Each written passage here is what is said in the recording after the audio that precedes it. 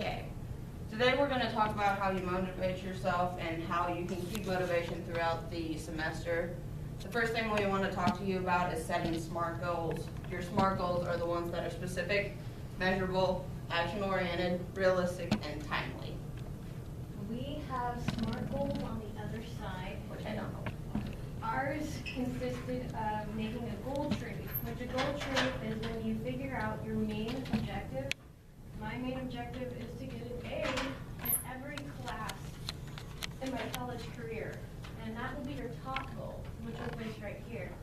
Now this is how you get to the top. So reading a book, doing homework, taking notes, bringing a recorder in class. If you can't, comprehend what the hell the teacher's saying sometimes, it gets kind of difficult, sorry, pardon my language. This is where you start. It's kind of like a Monopoly game, you have to start and you got to finish. So you got to make your way to the top. In order to do so, when you get confused in class, ask questions immediately. Your teacher is there for a reason. If you get scared, say you're that type of person like me, I don't speak up in class, I email them after class. Make sure you remember it. Write down your question that you need to ask your teacher.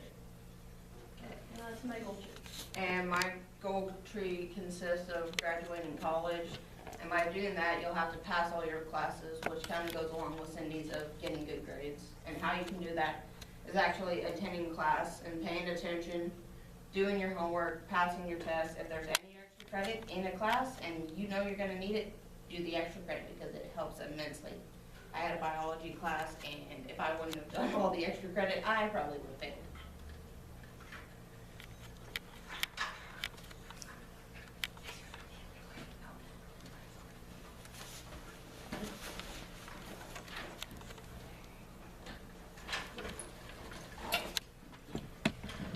So, that is how one way to keep yourself motivated is by actually setting goals that you know you'll be able to make. Yeah, I know, I just saw that. There we go. Okay. Be able to make in a realistic time, which consists of, you can have your short period goals, which is passing all your classes, which is a semester worth, 6 months worth of time. It's got to be specific. Exactly, you have to be specific. Your top of your goal tree. Yeah, and then your measurables are how long it's gonna take you to do those. Action-oriented, actually doing what you said you were gonna do. Realistic, yeah, realistic is just plain simple, straight to the point. You know you can actually achieve them without doing something completely and utterly crazy. And timely kind of goes along with measurable. Get it done in the semester. If it's a semester class, get it done in that semester. Don't put off an assignment till the very end. That's not going to help you. You don't want to fall. Yeah. Do you guys have an example of when you guys procrastinated an assignment and did poorly versus when you actually got it done in a timely manner and your grade difference? do good under pressure, but I shouldn't. Procrastination is horrible on anxiety and it causes a lower self-worth. So if you're good at procrastinating and that's the motive on how you get stuff done, then keep it up. But if you're not, don't procrastinate. If you have a 12-page paper to write, Yeah, do don't not do that. procrastinate Do on not that. do that the very last day. That is the worst thing. I'm talking about like a little tiny chart you have to make. If you can do that, One a day page before it's summaries. due. But yeah, Let's be reasonable, realistic. yeah, That's the realistic. don't try to procrastinate. I've done that a few times. I've gotten myself in a bind a couple times, but I mean, I work well under pressure, no matter what it is, unless I'm after it. I know it's terrible. I should never procrastinate, and I'm not telling you guys to. A bad time, okay, here's an example. I put off 3 essays and they were due a day before, right?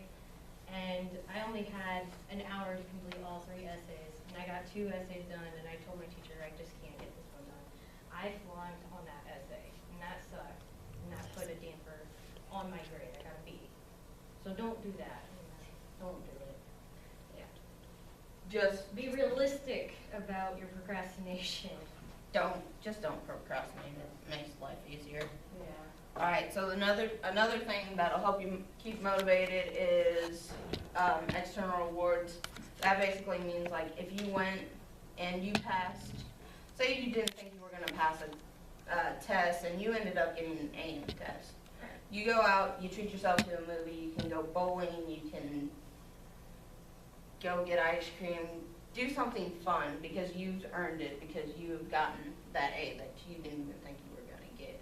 Or say you're like me, you're really bad at public speaking. It scares the living daylights out of you. Like, it scares me right now. And you actually achieve it. You get out there, you do it, you try your best, and you know you did pretty okay. So you go out and you buy yourself a pizza, you know? Give yourself that reward. Give yourself that pat on the back to encourage yourself to keep doing and striving for the things that you want to achieve in life. Don't forget if we lose 20 pounds, we can go and get a large Oh, pizza yeah. and eat by ourselves too. Yes. We wouldn't actually suggest that. I mean, If you're trying to lose weight, don't go out. cross that I would suggest that. I would eat the That's pizza, just me. but you know. But yeah, just make yourself feel better. I mean, you guys have accomplished that much. If you pass a class that you didn't even think you were going to be able to understand with a B, you deserve a giant cake that says congratulations on that. Write congratulations with your own little icing. That's fun too. Bake your own cake and then do it. Then you can be accomplished. Then you can eat that cake because you just accomplished two things. You baked one, and then you pass your class. All right. So task values. Task values are when you are. Let's say I'm not interested in psychology. So I would go to Cindy and I'd be like, "Hey, Cindy, can you help me understand?"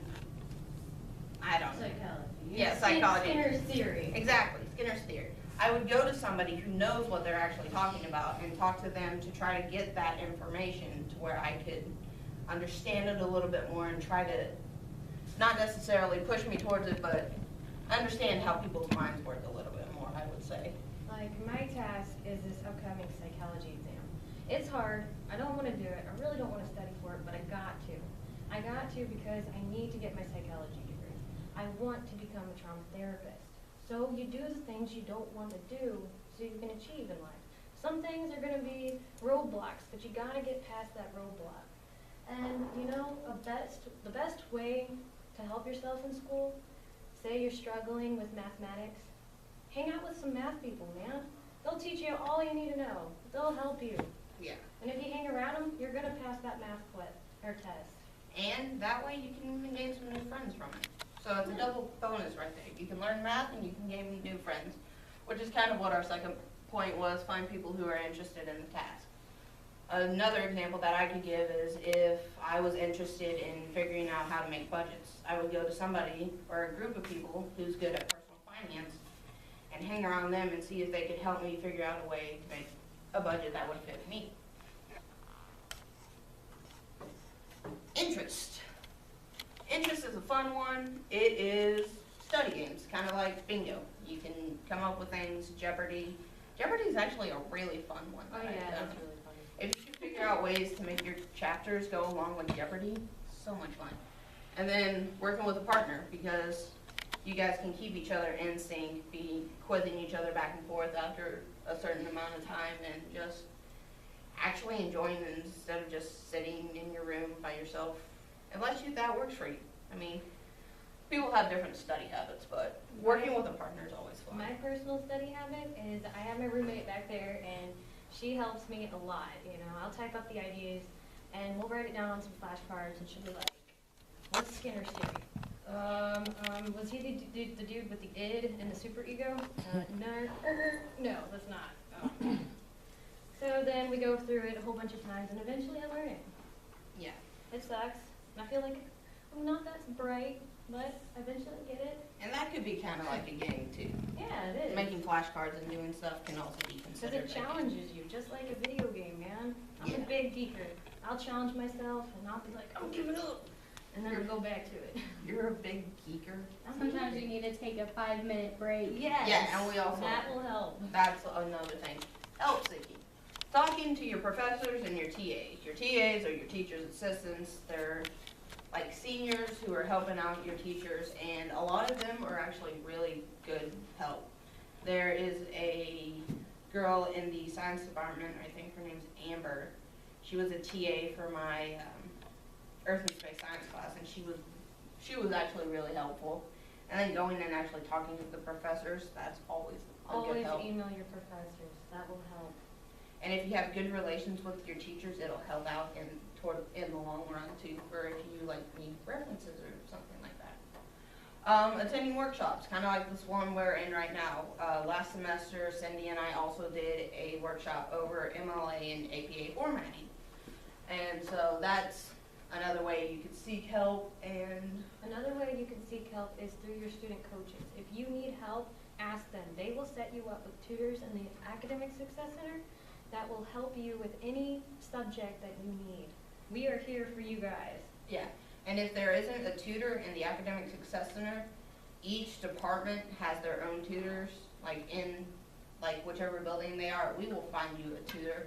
Going to review sessions. I had review sessions when I was in my, was it biology that we had review sessions, or was that earth and space science? I'm talking to you because you and I were in the same biology class. That was a very long time ago. I know. That was when I was an undergrad. I have no idea. I don't what you remember did. either. We did have review sessions in biology. Okay, so some of your classes will actually, your teachers will say, hey, your TA is going to have a study session this night. You're welcome to come in at this time in this classroom. Those are always helpful. I never sadly got to go to those, but anyways. And then, like Cindy said, going to the Academic Success Center. That And build always your helps. own study session. Yeah, Oh, you can do that too. Make your own study guide. That always helps. get your own, Remember the material. yeah, your own group of friends or just some people you know who are in that class and be like, hey, I'm gonna be studying at this time in the library if you guys want to come. All right, environmental structures. Putting up do not disturb signs if you want to study in your own ring. Doesn't mean it's actually going to help, but I mean you can at least say you put up one. Yeah, a quiet place is the best place to study because I get distracted. I don't know about you guys, but I get distracted really easily. You can say, there's a squirrel outside. I'm like, where's that squirrel? How's he doing? What's he doing? You know, that's just me. I need a quiet room. Yeah, taking, as Relissa said, 10 to 15-minute breaks to let your brain kind of remember everything that you had just jammed into there in like a 30-minute time period. And then, like Cindy said, quiet areas, studying in the library. If you're the only one at your house and because your roommates are gone, that also works out really Get well. in the mindset to study. I mean, tell yourself that you need to pass this test. You have to pass this test. Do you want your degree? Do you want your degree? How about you?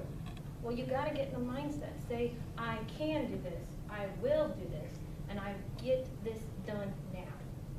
Get in that mindset. Stay in that mindset. Attention. Attention is basically when you think you are best fit to study. Is it going to be in the morning as soon as you wake up and have a cup of coffee? Is it going to be around lunchtime? Hopefully not in the student center because it's extremely loud during that time, but I mean if you can study in there, that's cool too. Or is it going to be at night right before you go to bed so you can remember the information a little bit more, I guess, and sleep on it. If you're like me, I use my roommate to help me. I say this a lot. She helps me with everything. But still, I use my roommate for everything. I tell her, I gotta get this, and this done. Oh my gosh, it sounds so lame. And then I remember, oh crap, I really need to do this now. And then I get into that focusing attention. I focus my mind. I focus my attention on what I need to get done. And I get it done. Because you got to. You have to do this. You got to. So Any way, shape, or form. when is the best time for you guys to study? Usually later at night. I have more focus at night because I can remember the material in the morning when I wake up. What about you? Usually mine's in the morning because sometimes I work late at night, so I don't actually get the opportunity unless it's going to be at 3 o'clock in the morning, which would take. Figure out your study schedule. Figure out a study habit. What about, you know? what about you, Jerome? Night. What about you, Nick? Nighttime. What about you, Natasha? What about you, Jason? Night. What about you, man? I'll say night. What about you, Jason? Night? See, there's a lot of night kids, there's a lot of morning kids here. There's only one morning kid. There's one morning kid and afternoon kid and the rest of you guys. Yeah, so you're fine. Anyways. Okay, self-efficacy. That is motivating yourself. Don't stop when you're tired, stop when you're done. Just do it would be another one that I just randomly came up with. For off the me, top of my I head. always self-guess myself. Like, I'm always putting myself down. For example, there's this class I'm taking. It's American government. And everybody was telling me how hard it was, especially when I told them the teacher. So the difficulty level was unbelievable that they flunked that class. And I was really contemplating on withdrawing. And then I had a friend, my friend back there, Alyssa, who said, no, don't give up. I'm going to teach you some ways that you can get through this class. And you know what? The teacher actually told me recently that he was proud of me. Aw. And that bring up my self-worth and my self-efficacy. And So- you just got to keep on trying. Good What job. motivates you guys?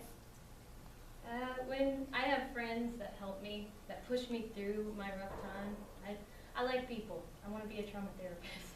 So that's my job. Just telling myself, you know, I did bad, but I can do better. Jerome, what helps you motivate? Just self-motivation. What about you, Nick? Whenever I do good on something I thought I couldn't, or whenever I learn to do something that I thought I couldn't do. What about you, Natasha? Food. Hey, everybody's got a different I'm gonna thing going on remember that, here. Natasha. But all three of you guys, you had some really good stuff. Really good points. If that Jason, motivates you, What go do you for get? it. My hatred for the class, and I don't want to take it again. That's great motivation. I like that. I'll keep that in mind. Hannah, what do you get? I roommate. Hey! She don't think I can stay on my homework and actually Love finish you it. always, buddy. Matana? My family motivates me. That's actually really good. That's really good, man. Give me a